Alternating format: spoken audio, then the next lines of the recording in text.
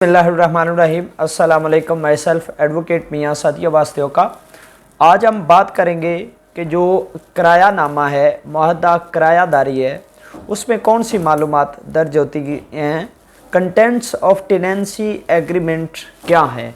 ठीक है, the Punjab rented premises act 2019 इसे डील करता है और इसका जो सेक्शन है वो 6 है, कंटेंट्स ऑफ टेनेंसी एग्रीमेंट्स के जो मायदा किरायादारी के मंदरजात हैं या किरायानामा में कौन कौन सी चीज़ें दर्ज होती हैं या कौन कौन सी चीज़ों का जिक्र किया जाना ज़रूरी होता है। तो first of all, a tenancy agreement shall contain as far as possible the followings particulars of the landlord and tenant. के लैंडलॉर्ड जो मालिक मकान है और किरायादार है, ठीक है, उसके हवाले से मुकम्मल मालूमात, उनका नाम, उनके फादर नेम, उनकी जो एड्रेसेस हैं, उनके पता जात, उनका जिक्र। उसके बाद डिस्क्रिप्शन ऑफ द प्रेमिसेस, जिस अहाते को रेंट आउट किया जा रहा है, जिसको रेंट पर दिया जा रहा है, उसके मुकम्मल डिस्क्रिप्शन, उसके मुकम्मल तफसीलात। उसके बाद पीरियड ऑफ टेनेंसी, जो टेनेंसी एग्रीमेंट है, जो उसकी म्याद कि ये कितनी देर के लिए ये टेनेंसी एग्रीमेंट किया जा रहा है, 1 साल के लिए किया जा रहा है, 2 साल के लिए किया जा रहा है, 6 माह के लिए किया जा रहा है।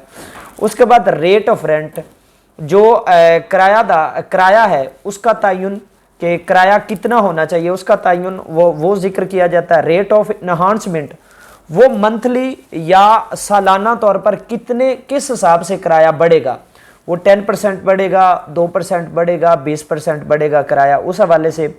Due date and mode of payment of rent, उसमें स्पेसिफिकली डेट का जिक्र कि किस डेट तक किरायादार जो है मालिक मकान को किराया जमा करवाएगा और किस तरीके से करवाएगा। Mode of payment of rent, payment of rent किराया की अदायगी किस तरीके से करेगा।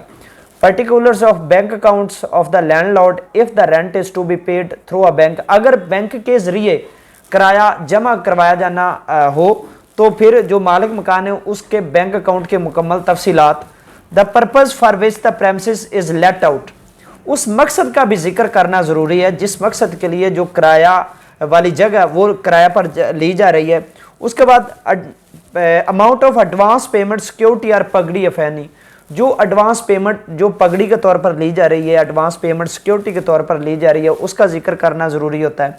उसके बाद if the tenure of the tenancy is fixed but our rent is fixed only for a part of the tenure in the absence of any stipulation to the contrary in the tenancy agreement, the rent shall be deemed to remain the same for the whole of the tenure।